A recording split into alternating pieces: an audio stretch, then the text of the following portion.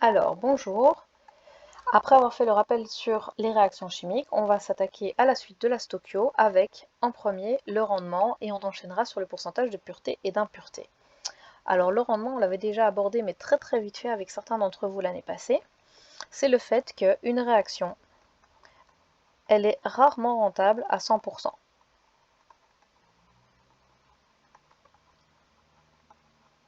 Alors, pourquoi? Parce qu'il peut y avoir toute une série de réactions parasites qui viennent intervenir. Donc, par exemple, on va prendre ici 35 g d'aluminium qui réagissent avec du HCl et on va demander quelle masse de sel est obtenue. Donc c'est vraiment de la stochio de base, mais ici c'est juste pour comprendre le principe. Donc c'est toujours les mêmes étapes. Donc aluminium plus HCl, ça forme du AlCl3 plus de l'H2. On va pondérer. On va noter les données. On a donc 35 g d'aluminium. Si j'avais plus de données, je noterais toutes les données, bien sûr.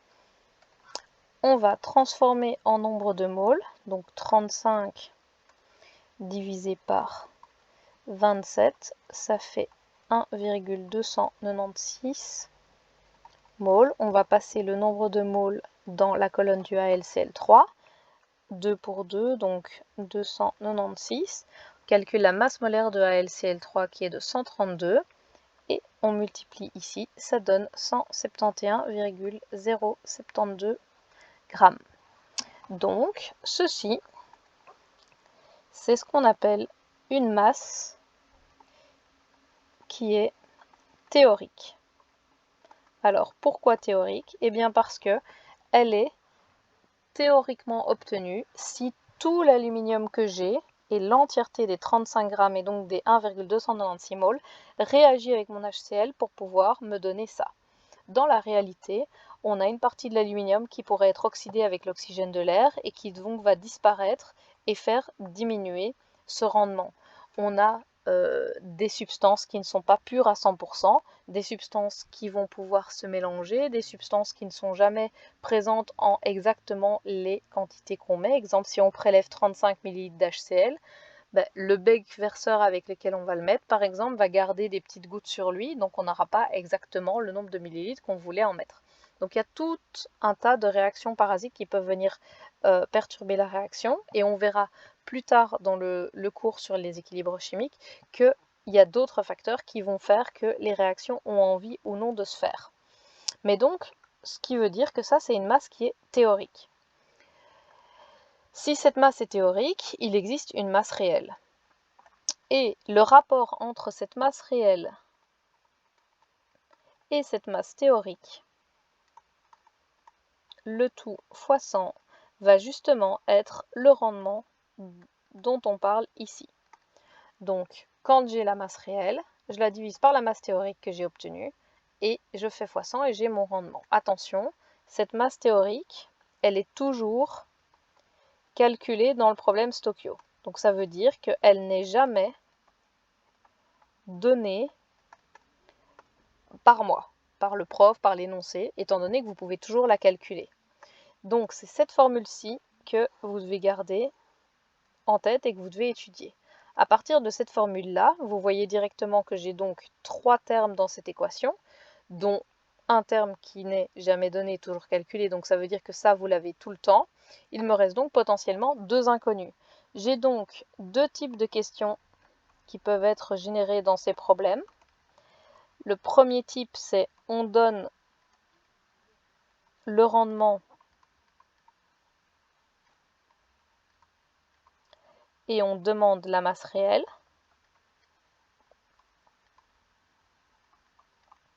Donc, comment est-ce qu'on fait ça? On a le rendement, la masse réelle et la masse théorique. Donc, on va changer les termes de place et on va prendre le rendement divisé par 100 fois la masse théorique. Et on aura donc la masse réelle. Exemple, si dans ce problème-ci, on dit que le rendement est de 35% et qu'on demande la masse de AlCl3, on va donc avoir une masse réelle qui sera égale à 35 divisé par 100 fois 171,072 grammes. Et si on fait ce calcul, ça donne 0,35 fois 171,072, ça donne 59,875. 59,875 grammes, ça c'est la masse réelle obtenue si le rendement avait été de 35%. Le deuxième type de question, c'est cette fois, on donne la masse réelle et on demande le rendement.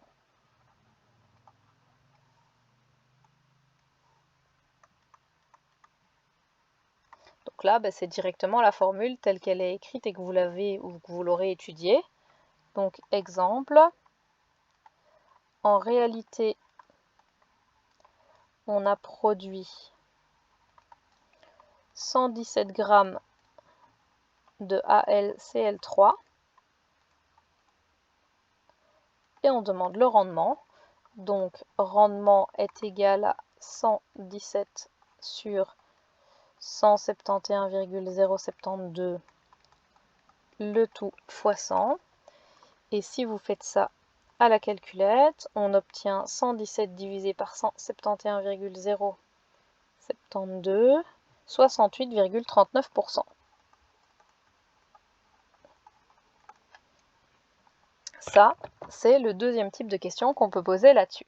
Donc, une formule à étudier, celle-ci, en plus de ce qu'on faisait avant, et deux éléments sur lesquels on va jouer, la masse réelle ou le rendement. Il y en a un qu'on demande et l'autre qu'on donne, donc je suis obligée de vous donner l'un des deux, sachant que la masse théorique, elle est toujours obtenue dans le calcul.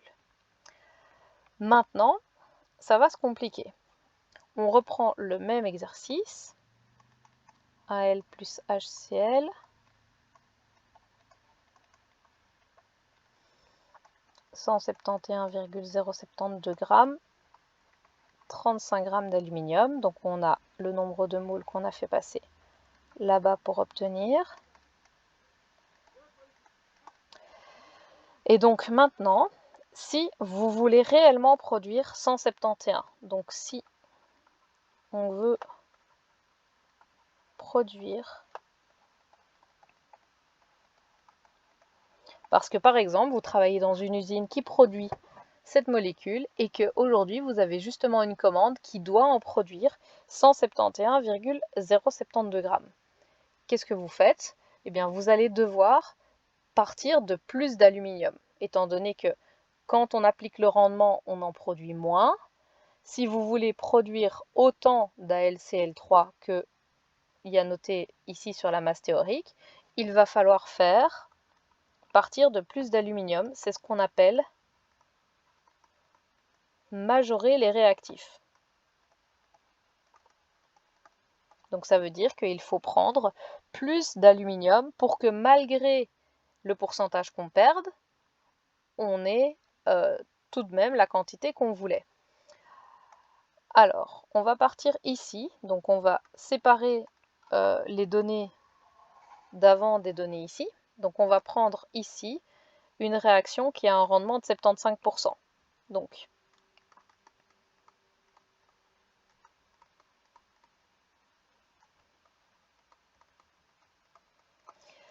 ça veut donc dire qu'on va devoir prendre plus d'aluminium. On va devoir prendre X d'aluminium, tel que X va être plus grand que 35 grammes.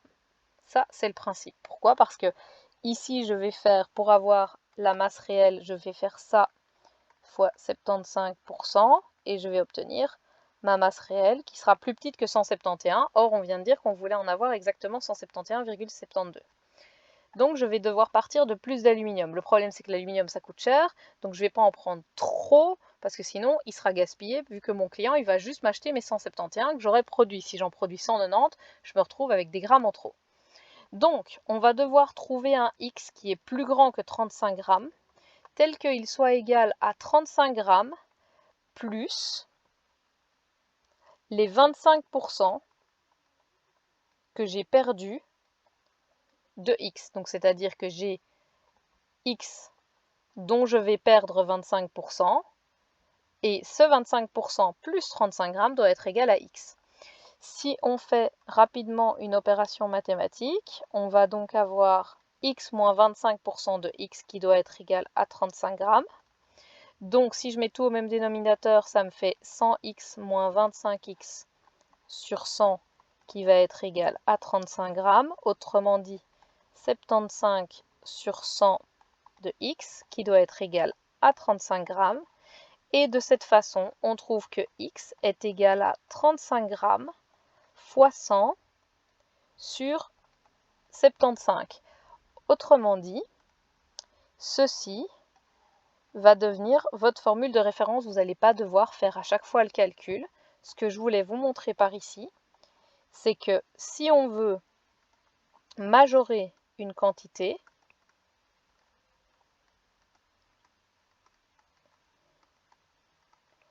on va la multiplier par l'inverse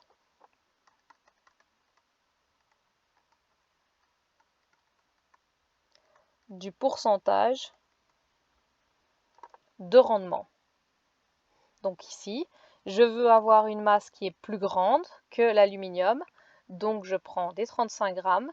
Je veux savoir combien je vais devoir en prendre pour compenser la perte par le rendement. Je vais prendre 35 grammes, je dois en avoir une masse plus grande, fois 100 sur 75.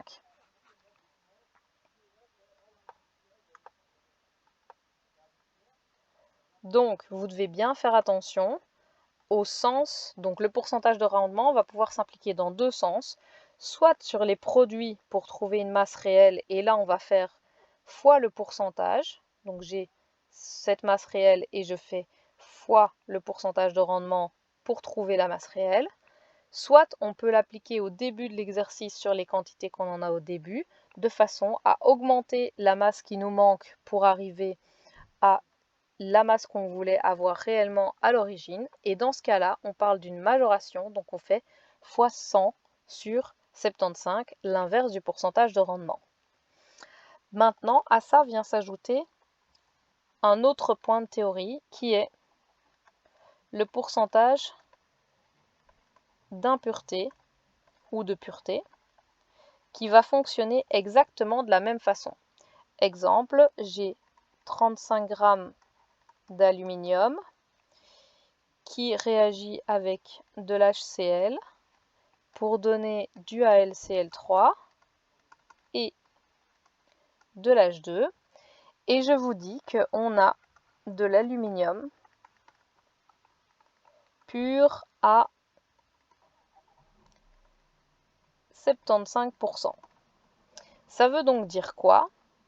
Pur à 75%, ça veut dire impur à 25%. Donc ça veut dire que dans mes 35 grammes ici, en réalité, j'ai un gros caillou d'aluminium, mais dans lequel j'ai 25% qui vont être à enlever et 75% ici qui sont bien de l'aluminium. Donc ça veut dire que je n'ai pas 35 grammes d'aluminium, j'ai 35 grammes d'aluminium fois 75 divisé par 100, soit 26,25 grammes qui sont de l'aluminium. Je vais faire fois le 75%. Je vais donc calculer mon exercice à partir, alors là, non, je fais une faute là. Je vais donc transformer cette masse réelle en nombre de moles, et puis c'est ce nombre de moles là que je vais pouvoir faire passer dans la colonne de ce que je cherche. Donc ça, je vais le transformer en nombre de moles, et ce nombre de moles là, je vais le passer ici. Et je vais obtenir une réponse. Donc, ici, même chose. c'est le pourcentage de pureté et d'impureté agit comme une sorte de rendement. Ça veut dire que l'impureté dans la molécule va diminuer le rendement de la réaction et va faire qu'on va perdre une partie de ce qu'on a dans les réactifs. Donc il faut d'abord appliquer ce pourcentage de pureté avant de partir faire l'exercice. Et ici aussi, si la question était je veux produire la quantité d'AlCl3 que j'aurais produite si j'avais eu 35 grammes d'aluminium qui réagissait pour du vrai, ça veut donc dire que je dois prendre une masse plus grande d'aluminium qui réagit pour qu'une fois que j'ai enlevé les impuretés, la masse qui reste soit égale à 35 grammes. Donc je peux aussi passer par une majoration. Et comment est-ce que je vais majorer? En faisant 35 grammes multiplié par l'inverse du pourcentage de pureté, donc 100 sur 75, et je vais obtenir la masse d'aluminium dont je dois partir pour que l'exercice me dise combien j'aurais produit d'AlCl3 si mon aluminium, enfin, de quelle masse je dois partir pour produire autant de AlCl3 que si j'avais pas eu d'impureté dedans.